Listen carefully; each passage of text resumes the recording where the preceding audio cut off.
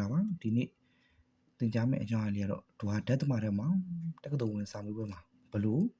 စိုက်စာကုန်းရေးသားမယ်ဆိုတဲ့အချက်လေးပဲဖြစ်ပါတယ်အဲ့တော့ဒွါဓာတ်သမထဲကျောင်းသားကျောင်းသူများကို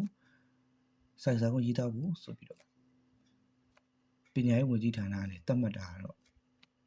စိုက်စာကုန်း9 byte ရေးရမယ်လို့သတ်မှတ်ထားပါတယ်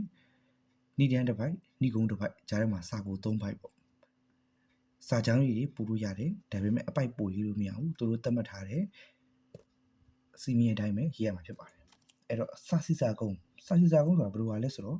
အကြောင်းအရာတစ်ရပ်ကိုဖတ်ချင်စပွဲကောင်းအောင်စကားပြေနဲ့ရေးသားထားတဲ့စာတစ်ပုဒ်ဖြစ်ပြီးတော့အခု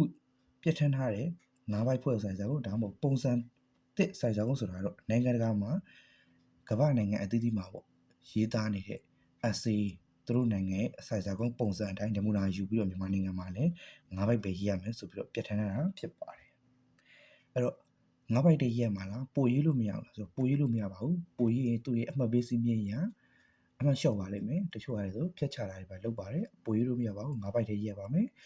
ဒါပေမဲ့စာကို byte တွေမှာတော့စာတွေများများထည့်ရေးလို့ရပါတယ်အကောင်းဆုံးကတော့စာပိုက်လေးတွေညီညီလေးရေးတာအကောင်းဆုံးပါပဲ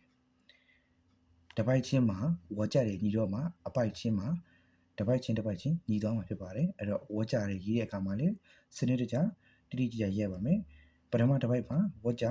14ကြောင်းရေးမယ်ဆိုရင်ဒုတိယတစ်ပိုက်မှာ14ကြောင်းရေးပါ17ကြောင်းရေးတာတော့9ကြောင်းရေးတာတော့အဲ့လိုမျိုးမလုပ်ပါနဲ့မညီမညာတွေဆိုရင်စိုက်စကုန်းရဲ့ကြည့်လိုက်တာနဲ့လှပ်ပမှုညီညာမှုအတန့်ရှင်းမှုတွေအမှတ်လျော့သွားမှာဖြစ်ပါတယ်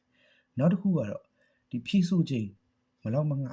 ဖြစ်တဲ့နေရာမှာစိုက်စကုန်းကြီးကြောင့်ဖြည့်စုခြင်းမလောက်မငဖြစ်တယ်ဆိုတော့မဖြစ်စေချင်ပါဘူးအဲ့တော့စိုက်စကုန်းအတွက်25မိနစ်30အဲ့လောက်ကိုအချိန်ပေးထားပါသက်ချန်ထားပါကျန်တဲ့ဟာတွေကိုအချိန်ရရင်ရသလိုလုပ်ပါစိုက်စာကုန်းကိုဆိုရင်လည်းအများဆုံး2 မျက်နှာခွဲလောက်ရေးလုံလောက်ပါပဲအဲ့တော့2 မျက်နှာခွဲလောက်ပဲရေးပါပြီးတော့မေးထားတဲ့မေးခွန်းနဲ့ကိုရေးတဲ့အကြောင်းအရာကိုက်ဖို့လိုပါတယ်မေးထားတာကနွေရာသီရဲ့ညတညာမေးထားပြီးတော့ကိုကမိုးရာသီရဲ့အကြောင်းလေးတွားရေးနေလို့အဆင်မပြေဘူးအဲဒါကြောင့်မို့လို့ပေးထားတဲ့အချက်နဲ့အညီစီကုန်းရေးသားမှာလည်းဖြစ်ပါတယ်ရေးရမှာတော့9 byte တည်းပါအဲ့တော့ပေးထားတဲ့အချက်ပေါ့အောက်လိုင်းနဲ့အညီရေးသားမယ်အတွက်ကိုကဒီခေါင်းစဉ်ပေါ်မှာမူတည်ပြီးတော့ကိုယ့်ရဲ့အုံကျူးတွေကိုထည့်ရေးပါကိုယ့်ရဲ့ပတ်ဝန်းကျင်မှာဖြစ်ပေါ်နေတဲ့ဟာတွေအကုန်ချရေးလို့ရပါတယ်ကိုယ့်ရဲ့စိတ်ထဲမှာတွေးမြင်ရတဲ့အတွေးအမြင်တွေခံစားချက်တွေကိုပေါင်းစပ်ပြီးတော့ပို့ပြီးတော့ check ကားရေးလို့ရမှာဖြစ်ပါတယ်ပြီးတော့ဏိဒန်းဆိုတဲ့ဥစ္စာကတော့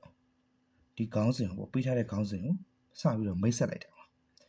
ဏိကုံးကကြတော့ဒီဟာကိုအနှစ်ပြန်ချုပ်လိုက်တာအဲ့တော့ဏိဒန်းနဲ့ဏိကုံးနဲ့ကလည်းအခြေဆက်ရှိဖို့လိုပါတယ်အဲ့တော့ကျန်တဲ့ဥစ္စာလေးတွေကိုတော့နောက်ဗီဒီယိုမှာဆက်လက်တင်ပြပေးပါမယ်